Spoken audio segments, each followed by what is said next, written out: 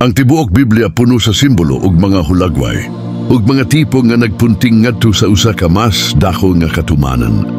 Kini mao ang gitawag nga tipolohiya, ug mga hitabo ug karakter sa karaang tugon nga nagrepresenta sa usa ka mas halangdon nga butang sa umaabot. Pananglitan, si Adan usa ka tipo, ug si Kristo ang antitipo.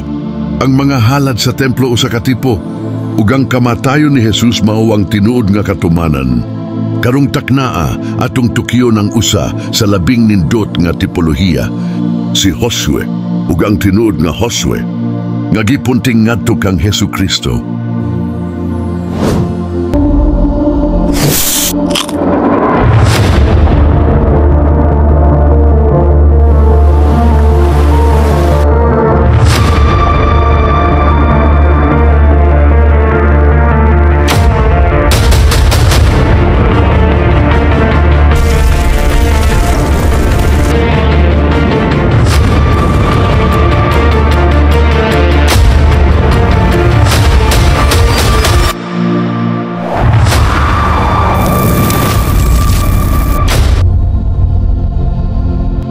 Ang pulong tipo nagpasabot og hulagway, simbolo o pattern sa usa ka mas dako nga katumanan, sama sa usa ka anino nga nagpunting ngadto sa tinuod nga butang. Sa karaang tugon, daghang mga tipo ang makita.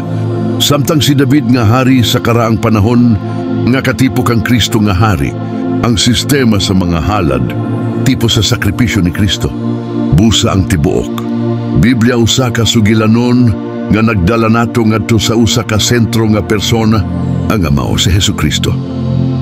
Sa Deuteronomio kapitulo 18, gisulti ni Moises nga adunay moabot nga propeta nga sama kaniya. Si Josue misunod kang Moises sa pagpangulo sa Israel. Nakadawat siya og direkta nga mando gikan sa Dios ug misunod sa mga sugo sa pagpanguna sa katawhan. Apan ang tinud nga katumanan ni mao si Jesus. Siya ang hingpit nga propeta nga naghatag kanato sa kamatuoran gikan sa langit. Si Josue nagya sa Israel paingon sa yutang saad. Si Jesus nagya kanato paingon sa kaluwasan. Ang mga gubat nga gipanguluhan ni Josue usa ka hulagway sa espirituhanong gubat ni Jesus batok sa kaaway sa kalibutan.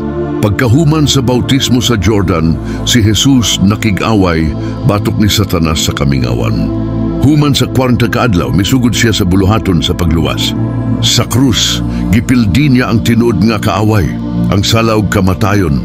Sama sa paghatag ni Josue og kadaogan sa Israel, naghatag usab si Jesus og espirituhanong kadaogan sa tanan nga mutuo. Siya naghatag og tinuod nga kapahulayan. Siya naghatag og panulundon nga dili madaot. Siya naghatag kanato og kinabuhi nga dayon. Sama sa Israel sa panahon ni Josue, ang iglesia karon nagatubang usab og gubat, dili batok sa tao, apan batok sa espirituhanong kadautan. Si Jesus mao ang naghatag kanato og hinagiban.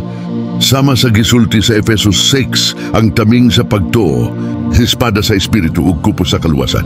Ug sama sa Israel nga gisaad og yuta, kita usab gisaad og espirituhanong panalangin. Ang atong panulundon dili yuta sa Kanaan, apan ang kinabuhi uban sa Dios. Ang pinakadako nga katumanan sa tipolohiya ni Josue, mahitabo sa katapusan sa panahon.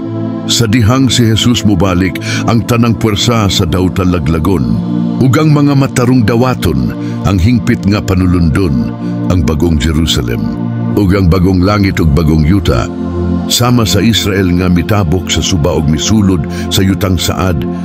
Kita usab mo tabok gikan sa kalibutan paingon sa walay katapusang kaharian sa Dios. Busa samtang naghulat kita sa iyang pagbalik, kinahanglan magtubuta sa pagtuo ug pagkamatarong aron sa adlaw nga moabot siya makita ta nga andam. Si Josue usa ka dako nga lider, usa ka mandirigma ug usa ka maayong alagad sa Dios. Apan siya dili mao ang katapusan. Ang tanang bahin sa iyang kinabuhi nagpunting ngadto sa usa ka mas dako nga manluluwas. Ang tinuod nga Josue, si Hesukristo. Siya ang naghatag og kadaugan, siya ang naghatag og kapahulayan, siya ang naghatag og panulundon. Pinaagi ni Kristo, makasulod kita sa tinuod nga yutang saad, ang kaluwasan ug kinabuhi nga walay katapusan, Magpabilin unta kita nga matinud-anon samtang naghulat sa iyang pagbalik.